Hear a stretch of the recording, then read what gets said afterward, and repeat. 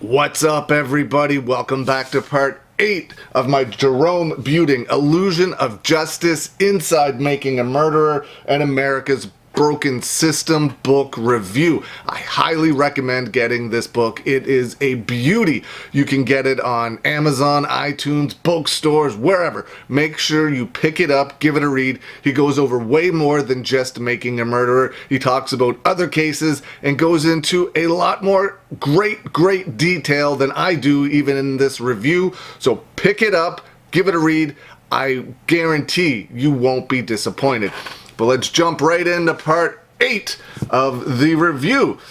So we're starting out with the state's expert witness took the stand on day 10, Sherry Coolhan, who is a forensic scientist in the DNA unit. The state had no witnesses whatsoever to testify that Stephen Avery ever actually touched Teresa Halbach, except, of course, for what Brendan Dassey said when he was questioned by investigators, and we all know what happened there. So it was Sherry's job to prove that Stephen Avery did. She was very familiar with Stephen Avery already, because just 2 years prior to that, she was the one that did the DNA testing on the pubic hairs that got him exonerated from the case from 1985 that let him sit in prison for 18 years for something he did not do. So she was the one that proved he was innocent in that situation. She talks about how in order to get DNA off the bullet that was found in Stephen Avery's garage, she had to wash the bullet and then use that to get the DNA from it, which she states matched Teresa Halbach. But, and there's a big but, she also contaminated that control sample.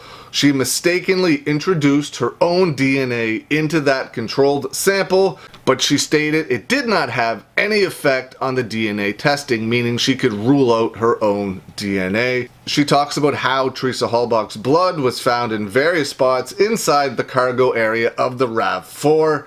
States that Stephen Avery's blood was found on the driver and passenger seat, on the center console, on a CD found in the car, on the ignition, and the rear passenger door. Now, this is one of the biggest pieces of evidence that I have the most problem with in this case. They found all of that blood in all of those locations, but not a single fingerprint of Stephen Avery's was found in the car. Not on the steering wheel, not on the ignition, not on the door handle, not on the hood latch, not on the hood outside, the rear door, nowhere. Not a single fingerprint of Stephen Avery's was found anywhere in this car, which would mean he would have to have been wearing gloves. However, if he was wearing gloves, there is no way that much blood or any blood would be found in the car whatsoever. So there's no fingerprints, which means he was wearing gloves, allegedly. And if he was wearing gloves, how did the blood get there? Was he holding his hand up like this and turned on a faucet and the blood just poured out like a water faucet all over the car? I don't think so. It makes absolutely no sense of how his blood is all over the place, but there's not a single fingerprint anywhere found on this Rav4. There's something very fishy with that, if you ask me. Not that any of you did, but that's of my opinion that in order to get blood everywhere, he would not have been able to be wearing gloves. And if he wiped it down, let's just say for argument's sakes, he wiped it down. Why wouldn't he have cleaned up the blood too? So there is zero about this that makes any sense to me whatsoever. Zero, nothing, nada. She also testified that Stephen Avery's DNA was found on the key that magically appeared after the 7th search of Stephen Avery's trailer, found of course on Stephen Avery's bedroom floor, by James Lenk, who was not supposed to be searching to begin with. So the DNA was found on this key that magically appeared after 7 searches. That's a little fishy as well. Just a little bit, right? No, that's insanely skeptical, if you ask me.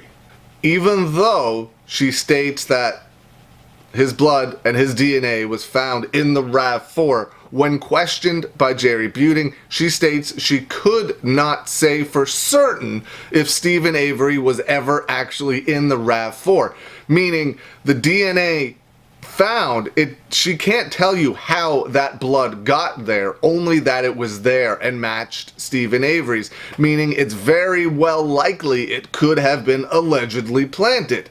She can't tell you that it was planted, but she can't tell you that it actually came from Stephen Avery being in the vehicle either. Jerry talked about how even though she did the tests that showed Stephen Avery was innocent from the 1985 case, which was done in 2003, that test sat at her lab for over a year before she did the testing and got the results. So he could have been out in 2002 and not 2003, but she let this test sit at her office, sit at her lab for over a year before she ever actually did the testing that proved that he didn't do it. Not only was she part of the group that got him freed, she was also part of the group that got him convicted. This town is so small. The same person does everything. It's crazy that the same people are involved in every aspect of Stephen Avery's cases, whether it be from 1985 or 2005. The same people. It's crazy. It's crazy to me. The state's lawyer, of course, objected to this line of questioning from Jerry Buting, saying it didn't have anything to do with the current case. Jerry Buting wanted everyone to know that she wasn't an unbiased witness like the state had presented her.